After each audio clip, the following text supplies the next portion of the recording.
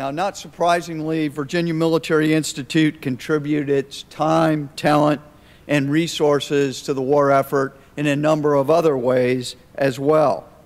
Colonel Keith Gibson, VMI class of 1977, our historian and the executive director of the VMI Museum System, is our Institute's expert on the Institute's storied history.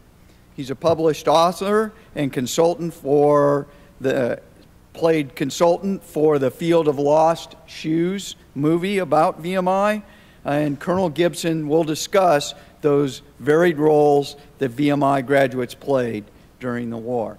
Ladies and gentlemen, Colonel Keith Gibson.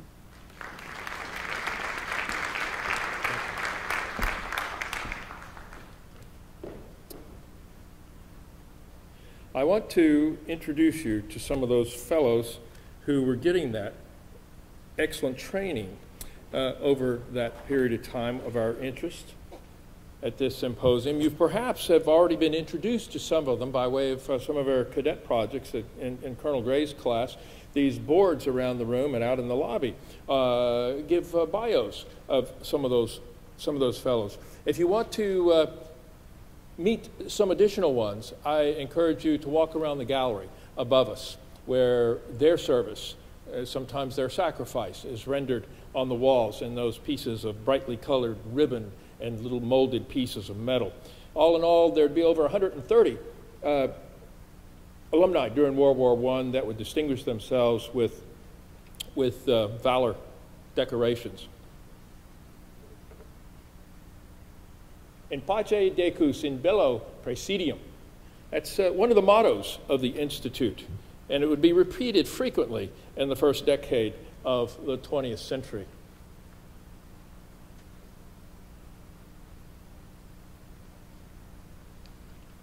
In 1914, there were 190 alumni serving in uniform in the nation, in all branches. But by 1918, that number would expand to 1,800 plus, as best we know, 1,800. Those individuals are going to be found in every service, in every rank, in every sector. They will find their use on the fields of battle. That constitutes 84% of all the alumni that are available to serve, that are of service age or are medically qualified to do so. And as has been pointed out, the roster of dead is representative of their commitment and service. On April the 2nd, 1916, as has been pointed out, President Woodrow Wilson, and by the way, the most interesting thing is going to be happening up there. I'm only a narrator of their story, so I invite you really to focus on the images on the screen. In April the 2nd, 1916, President Woodrow Wilson asked Congress to declare war on Germany. 4 days later, Senator from Virginia, Thomas Staples Martin, VMI class of 1867, introduced the resolution that passed 82-6. Thomas Martin had fought with the VMI Cadet Corps during the American Civil War at the Battle of Newmarket, May the 15th, 1864. Now, back then, Cadet Martin and his fellow cadets were driven with the excitement of youth and the desire to prove themselves. But by 1916, Senator, older, wiser, we assume, Martin, reviewed war in a much different way. He knew that he was sending a new generation into battle, into death in instances. But he didn't doubt that his fellow VMI alumni, citizen soldiers, would respond to the call in pace bello, in pace decus, in bello praesidium. In fact, a surprising number of alumni didn't even wait for the United States to answer the call. They volunteered in the earliest months of the conflict. And those are the fellows that I want to bring to your attention. People like Russell A. Kelly, class of 1914. He departed New York to enlist in the French Foreign Legion in the fall of 1914. He was assigned to the 1st Regiment and saw heavy fighting throughout 1915. And he became something of a national, if not unofficial, correspondent on the war when newspapers all over the nation published his series of letters home. In fact, he became known around the country as Kelly of the Foreign Legion, has a ring to it. Russell was one of the youngest Americans to die when he was wounded on the 16th of June and lost on the battlefield at Cabaret Rouge, taking Hill 119. The manual of arms is very different from VMI, but training I got there comes in handy. I can't understand the commands, but generally know what to expect, he wrote in one of those letters home. Kelly was delighted to find, in fact, another VMI alumnus in the ranks of the Legion when he met Kiffin Yates Rockwell. Rockwell was also assigned to the 1st Regiment. Rockwell's French Foreign Legion kepi, by the way, is in the VMI Museum collection. With the reality of war constantly with them, these two reminisced about days in the rat line in the VMI barracks and dreamt of home. Rockwell had also sailed to France in the fall of 1914. On May 1915, he was shot through the leg at Target, near Arras. Following his recovery, Kiffin requested transfer from the trenches into France's new wing as one of the first Americans to join that Lafayette Escadrille, as it would become known, this infant fighter pursuit squadron. In May, while flying his Newport over the Alsace battlefield, Rockwell became the first American pilot to shoot down an enemy aircraft in aerial conflict. He was awarded the Médaille Militaire. That image that you see of Rockwell there was taken by his mechanic just 2 hours before Rockwell would be shot down. It's the last image of him. In fact, that final conflict took place on September the 23rd, 1916. Engaged with a German Albatross, the VMI alumnus was struck in the chest with an exploding bullet, and his plane, bullet-riddled, fell into a field of flowers between the communes of Rodin and Therne, France. He had requested earlier to his comrades that he be buried where he fell, and so he was and is today. Within months of the Great War, of Great Britain entering into war, over 20 VMI alumni would volunteer in British forces. 3 were killed. 4 additional were seriously wounded. 1 became a prisoner. 3 were awarded the Military Cross. 1 received the Military Medal. And 1 received the Distinguished Conduct Medal, our equivalents of the Distinguished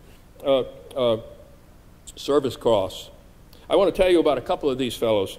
Lieutenant Joseph Baldwin, VMI class of 1912, served in the Royal Army Medical Corps. The British were desperate to get anyone with a medical degree into their services. He served with the Royal Fusiliers. In August of 1917, he was at Ypres, Belgium, and an early morning attack brought him out of his aid station to recover wounded soldiers on the field. It was about 11 a.m., several hours after enemy fire had been underway, that he was attending the wounded. A piece of artillery shell found Lieutenant Baldwin. He was killed instantly. His colleagues found a letter in his uniform pocket. I'm writing this letter having no idea of ever sending it, unless I am killed outright. In that event, it will be found on my person, and I go with your dear faces before me, and your love guides and strengthens me. We who are about to die salute you. Goodbye. He sent that letter home. Richard Howard, VMI class of 1915, resigned his U.S. Army commission in order to join the British forces, commissioned 2nd Lieutenant in the 9th Battalion, the Royal Highlanders, the Black Watch. A high explosive shell killed Howard as he assisted a wounded officer off the battlefield in France, March 1916. He was buried on the field, as the dispatches say, quote, just behind the trenches.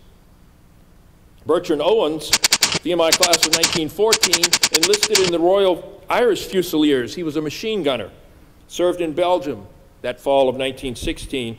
On one day, he was blown out of a trench, buried alive, and gassed.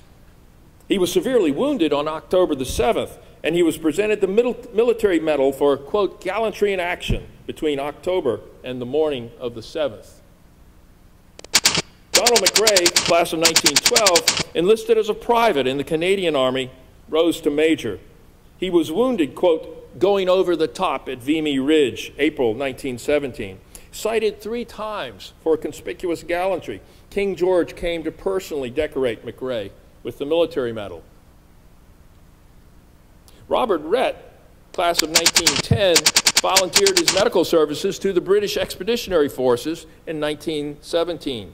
In March, preceding the Battle of Garel, Rhett's position was overrun, but he stayed behind to care for the wounded in his battalion, and not surprisingly was taken prisoner. But during that captivity, he continued to provide medical care for the wounded and British American POWs.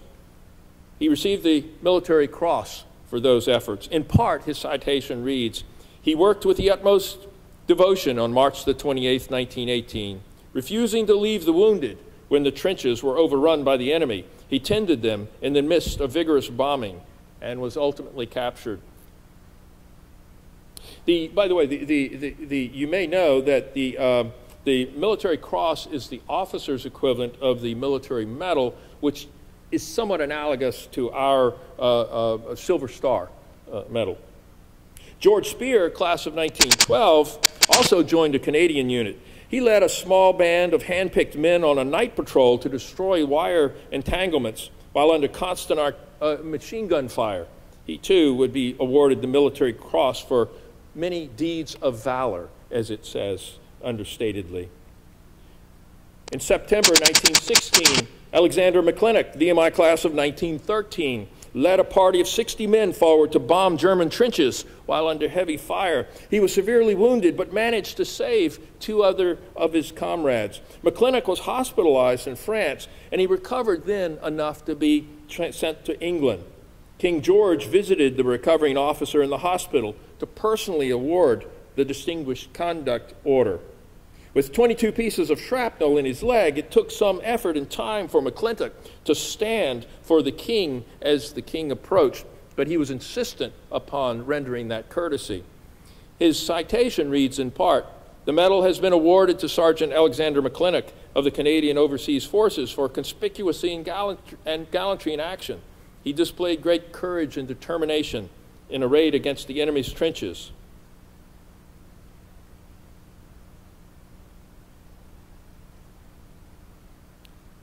Samuel Rockenbach, who has entered into several of the presentations made thus far, class of 1889, commissioned into the cavalry in 1891, where early in his career he caught the eye of General John Pershing.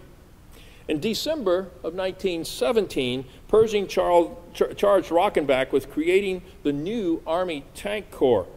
Within the year, Rockenbach would organize, train, equip, and deploy the first American tanks on the Western Front. Rockenbach saw to every detail of that effort, from researching and selecting the tank design, the Renault FT, and recruiting promising young officers into the ranks of the mobile cavalry, such as George Patton, class of 1907. In the summer of 1917, George C. Marshall was assigned to the 1st Infantry Division to assist in preparing the division for service in Europe. Now, as the departure date, however, grew close, Marshall grew increasingly depressed by the fact that he had not received personal orders to accompany the division, at least not directly. But on the last days, just before their departure, Marshall was named Division Assistant Chief of Staff for Operations and set sail with the 1st Division in June of 1917.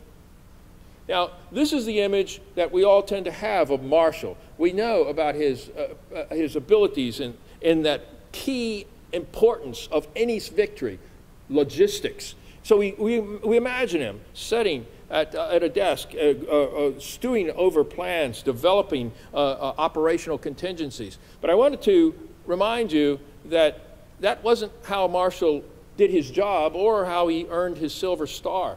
Marshall felt it was critical to make proper decisions in headquarters. You had to have adequate operational intelligence. So he personally would go out to the very front lines of the trenches, gathering that information that was vital for headquarters to make appropriate decisions, and in so doing, earned a Silver Star for his efforts.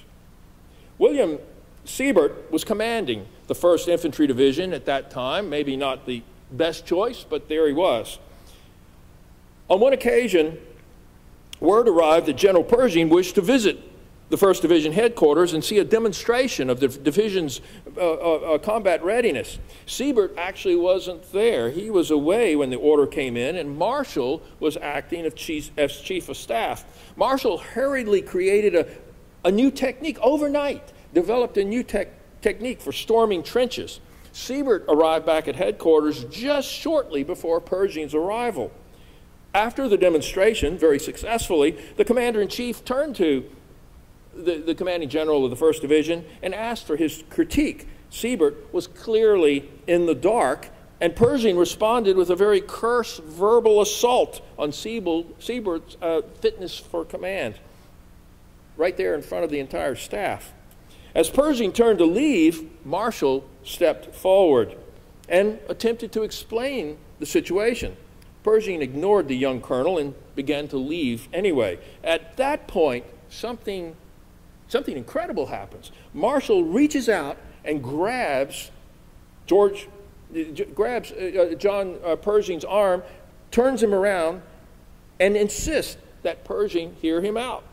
The room went silent in disbelief as Marshall briefed the commander. When Marshall was through, Pershing glared at the colonel one last time and left. And at that point, everyone joined around George Marshall and extended their condolences, because surely Marshall's military career had just died. At least that's what everyone expected, including Marshall. Within a few days, plans or orders do come for Marshall to be reassigned. Everyone expected that. What they didn't expect, these orders from Pershing insisted that Marshall join him at Pershing's headquarters at the AEF immediately. During that time, Marshall would receive the Distinguished Service Medal for his efforts. Within the last weeks, just within weeks of graduating from VMI, Second Lieutenant Lemuel Shepard, VMI 1917, sailed to France as a member of the 5th Marine Regiment. He was in the first elements of the AEF. They were committed to combat in 1918 to halt the German advance towards Paris. Shepard participated in the Marne offensive, where he was wounded twice in the action near Belleau Woods. During that action at Saint-Mihiel and the Meuse-Argonne, he was wounded again for the 2nd and 3rd times, shot through the neck by a machine gun. Not wishing to leave his command, he refused to seek medical attention for 4 days. Lieutenant Shepard would be awarded the Navy Cross and the Distinguished Service Medal. Shepard's favorite souvenir of the war was a canvas aircraft skin painted camouflage from a Fokker D-7 shot down by his machine gun company on the 14th of September during the Saint-Mihiel offensive. Ultimately, he'll become, as many of you know, Commandant of the Marine Corps in the 1950s. We can't all be heroes and wear medals and get our names in the dispatches, but we can do our full duty and wear our medals on our hearts, said James Togue, class of 1905, as he took position of a battalion with the 30th Infantry Division. That was the 16th of July. The following day, he was shot through the heart by a sniper. He's buried in a Belgian military cemetery just west of Flanders. He was the very first officer of the 30th Division killed in action.